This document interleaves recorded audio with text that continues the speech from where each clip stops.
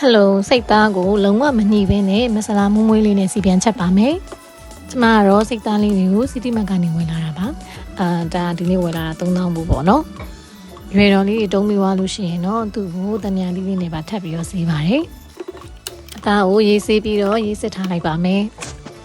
သားကိုတော့စားစနွင်းတကြားနေပါတယ်။စနွင်းမှာကျမကဆန်လွတ်စနွင်းကိုပဲကြိုက်တယ်။ဒါကြောင့်မို့လို့လဲဒီစပစိတ်ကိုပဲသုံးတယ်။ရင်လုံးနဲ့ကလည်းကျမသုံးနေကြတဲ့စိတ်။ဒီဥတ္တမောင်တစိတ်ကဆိုလို့ရှိရင်သူက FDA လည်းရထားပြီးသား။ site စုံလည်းရှိတယ်။စနွင်းကလည်းကြောက်စဲစနွင်းစစ်ကိုသုံးလာတာပေါ့နော်။ဒါကြောင့်မို့လို့ကျမတို့လိုမျိုးသမီးတွေမကဘူးမိနေတယ်တွေပါဒီစနွင်းကစိတ်ချလက်ချနဲ့တောက်သုံးလို့ရပါတယ်။ကဲပြီးရင်တော့စက်တော်အနီကျော်လေးကြော်ပါမယ်။သားမစလာရင်ချက်တဲ့အခါမှာဒီစက်တော်အနီကျော်လေးပြန်အုပ်တာပို့ပြီးတော့မှုေးစေတယ်ပေါ့နော်။ဒီစက်တော်နီကျော်ဒီအနေထားဆိုရပါပြီပြီးတော့မှစနွင်းထည့်ပြီးတော့ဒီမှာကစက်တော်နီရဲ့စက်တော်ဖြူချင်းထောင်းထားတာလေးကိုထည့်ပြီးတော့စီတက်ပါမယ်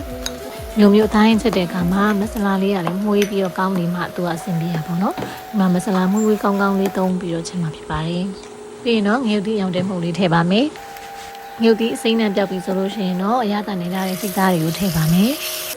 နတ်တုတ်တာမဆလာအထုပ်လေးကိုဖောက်ပြီးတော့ထည့်လိုက်ပါတယ်။သူ့မှာကတချဘူးကောင်းတဲ့ကရဝီးရွက်လေးပါတဲ့အတွက်ကြောင့်မလို့တစ်ခါလေးထည့်လိုက်တာနဲ့ကိုမှုေးနေတာပေါ့နော်အနံ့က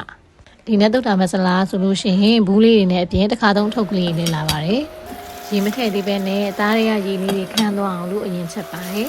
။အသားတွေကရေလေးတွေခန်းသွားပြီဆိုတော့မှကျမကရေနွေးလူသလောက်ထပ်ထည့်ပြီးတော့အသားနုအောင်ဆက်တယ်ပါမယ်။ပြီးရင်တော့ဆွမ်းနာကစက်တော်နီကျော်လေးတွေကိုအုပ်လိုက်ပါတယ်။ရတာအတွက်ကိုရတာမှုန့်နဲ့စားလေးနဲ့ပါထပ်ပြီးတော့ခတ်ပါတယ်။စက်တုံကြော်လေးတွေနူးပျော်သွားဖို့အတွက်ကိုဒီမှာရေနွေးနဲ့ထပ်ပြီးတော့ထည့်ပါတယ်။ဒီပြန်လာတဲ့အခါမှာတော့ဒီနဲ့တုတ်တာမဆလာလေးကိုထပ်ပြီးတော့မှုေးအောင်လို့ခတ်လိုက်ပါတယ်။ကဲအခုဆိုလို့ရှိရင်တော့နူးဤပြီးတော့မွေးကြိုင်နေတဲ့စိတ်သားဟင်းလေးရပါပြီ။